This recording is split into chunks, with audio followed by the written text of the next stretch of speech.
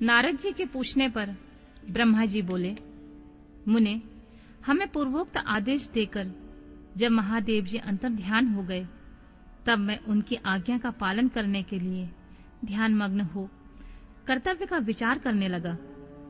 उस समय भगवान शंकर को नमस्कार करके श्री हरि से ज्ञान पाकर परमानंद को प्राप्त हो मैंने सृष्टि करने का निश्चय किया। तात भगवान विष्णु भी वहां सदा शिव को प्रणाम करके मुझे आवश्यक उपदेश देकर तत्काल अदृश्य हो गए। वे ब्रह्मांड से बाहर जाकर भगवान शिव की कृपा प्राप्त करके बैकुंठ धाम में जा पहुंचे और सदा वहीं रहने लगे। मैंने सृष्टि की इच्छा से भगवान शिव और विष्णु का स्मरण करके पहले के रचे हुए जल में अपनी अंजलि डालकर जल को ऊपर की ओर उछाला। इसमें वहां एक अंड प्रकट हुआ जो 24 तत्वों का समूह कहा जाता है। विप्रवर, वह विराट आकार वाला अंड जड़ रूप ही था। उसमें चेतनता न देखकर मुझे बड़ा संशय हुआ और मैं अत्यंत कठोर तप करने लगा। 12 वर्षों तक भगवान विष्णु के चिंतन में लगा रहा। तात वह समय पूर्ण होने पर भगवान श्री हरि स्वयं प्रकट हुए और बड़े प्रेम से मेरे अंगों का स्पर्श करते हुए मुझसे प्रसन्नता पूर्वक बोले, ब्राह्मण, तुम वर मांगो, मैं प्रसन्न हूँ। मुझे तुम्हारे लिए कुछ अदेय नहीं है। भगवान शिव की कृपा से मैं सब कुछ देने में समर्थ हूँ। ब्रह्मा बोले, महाभाग, आपने जो मुझ पर कृपा की है वह सर्वथा उचित है, क्योंकि भगवान शंकर ने मुझे आपके हाथों में सौंप दिया है। विष्णु, आपको नमस्कार है। आज मैं आपसे जो मांगता हूँ उसे दीजिए। प्रभु, वह विराट रूप 24 तत्वों से बना हुआ अंड किसी तरह चेतन नहीं हो रहा है, जड़ीभूत दिखाई देता है। हरे, उस समय भगवान शिव की कृपा से आप यहाँ प्रकट हुए हैं। अतः शंकर के सृष्टि शक्ति या विभूति से प्राप्त हुए इस अंड में चेतनता लाइए। मेरे ऐसा कहने पर शिव की आज्ञा में तत्पर रहने वाले महाविष्णु ने अनंत रूप का आश्रय ले उस अंड में प्रवेश किया। उस समय उन परम पुरुष के सहस्त्रों मस्तक, सहस्त्रों नेत्र और सहस्त्रों पैर थे। उन्होंने भूमि को सब ओर से घेरकर उस अंड को व्याप्त कर लिया। मेरे द्वारा भली भांति स्तुति की जाने पर श्री विष्णु ने उस अंड में प्रवेश किया। तब वह 24 तत्वों का विकार रूप अंड सचेतन हो गया। पाताल से लेकर सत्यलोक तक की अवधि वाले उस अंड के रूप में वहां साक्षात श्री हरि विराजने लगे। उस विराट अंड में व्यापक होने से वे प्रभु बैराज पुरुष कहलाए। पज्यमुख महादेव ने केवल अपने रहने के लिए सुरभ में कैलाश नगर का निर्माण किया, जो सब लोगों से ऊपर सुशोभित होता है। देवर्षि, संपूर्ण ब्रह्मांड का नाश हो जाने पर वैकुंठ और कैलाश, इन दोनों धामों का कभी नाश नहीं होता है। मुनि श्रेष्ठ, मैं सत्यलोक का आश्रय लेकर रहता हूँ।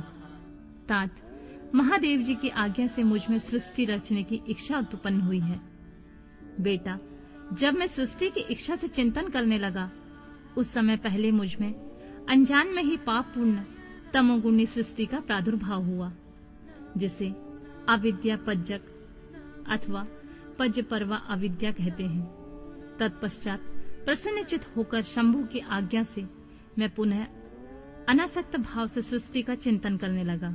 उस समय मेरे द्वारा स्थावर संज्ञक वृक्ष आदि की सृष्टि हुई, जिसे मुख्य सर्ग कहते हैं। यह पहला सर्ग है।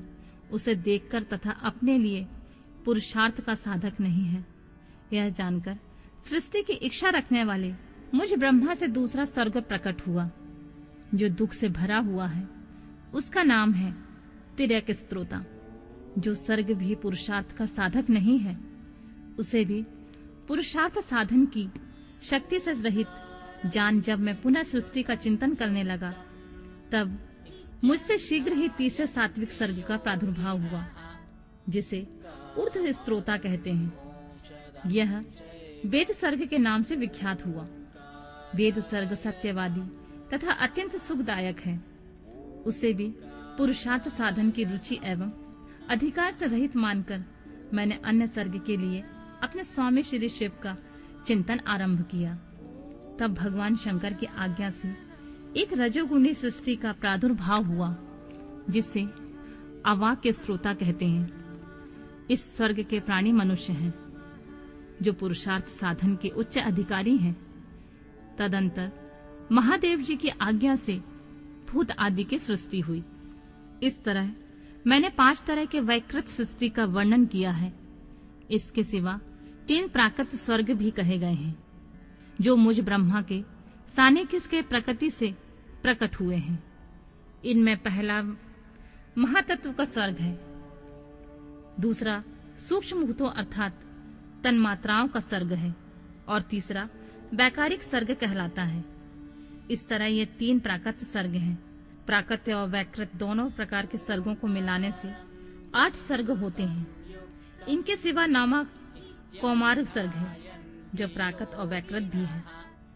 इन सब के अवान्तर भेद का वर्णन नहीं कर सकता, क्योंकि उसका उपयोग बहुत थोड़ा होता है। अब मैं द्विजात्मक स्वर्ग का प्रतिपादन करता हूँ। इसी का दूसरा नाम कौमार स्वर्ग है, जिसमें सनक, स्नंदन और कुमार आदि के महत्वपूर्ण सृष्टि हुई है। सनक आदि मेरे 4 मानस पुत्र हैं, जो मुझ ब्रह्मा के समान ही हैं। वे महान वैराग्य से संपन्न और उत्तम व्रत का पालन करने वाले हैं। उनका मन सदा भगवान शिव के चिंतन में ही लगा रहता है। वे संसार से विमुख और ज्ञानी हैं। उन्होंने मेरे आदेश देने पर वे सृष्टि के कार्य में मन नहीं लगाया। मुनि श्रेष्ठ नारद सनकादि कुमारों को दिए हुए नकारात्मक उत्तर को सुनकर मैंने बड़ा भयंकर क्रोध प्रकट किया। उस समय मुझ पर मोह छा गया था। उस अवसर पर मैंने मन ही मन भगवान विष्णु का स्मरण किया। वे शीघ्र आ गए और उन्होंने मुझे समझाते हुए मुझसे कहा, तुम भगवान शिव की प्रसन्नता के लिए तपस्या करो मुनि श्रेष्ठ। श्री हरि ने जब मुझे ऐसी शिक्षा दी, तब मैं महाघोर एवं उत्कृष्ट तप करने लगा।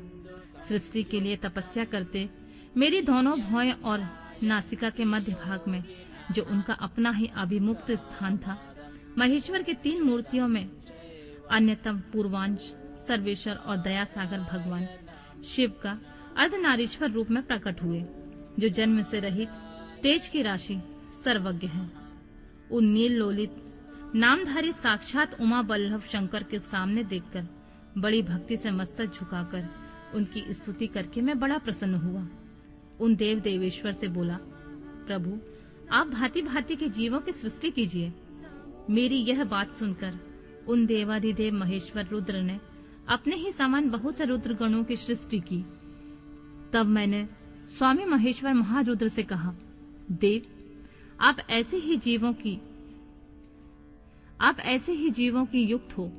मुनि श्रेष्ठ मेरी ऐसी बात सुनकर करुणा सागर महादेव हंस पड़े और तत्काल इस प्रकार बोले, विधाता मैं जन्म और मृत्यु के भय से युक्त आशोभन जीवों की सृष्टि नहीं करूंगा, क्योंकि वे कर्मों के अधीन हो दुख के समुद्र में डूबे रहेंगे। मैं तो दुख के सागर में डूबे हुए उन जीवों का उद्धार मात्र करूंगा। गुरु का स्वरूप धारण करके उत्तम ज्ञान प्रदान करके उन सबको संसार सागर से पार करूंगा। प्रजापति दुख में डूबे हुए सारे जीवों की सृष्टि तो तुम ही करो। मेरी आज्ञा से इस कार्य में प्रवृत्त होने के कारण तुम्हें माया नहीं बांध सकेगी। मुझसे ऐसा कहकर श्रीमान भगवान नील लोहित महादेव मेरे देखते ही देखते अपने पार्षदों के साथ वहां से तत्काल तिरोहित हो गए।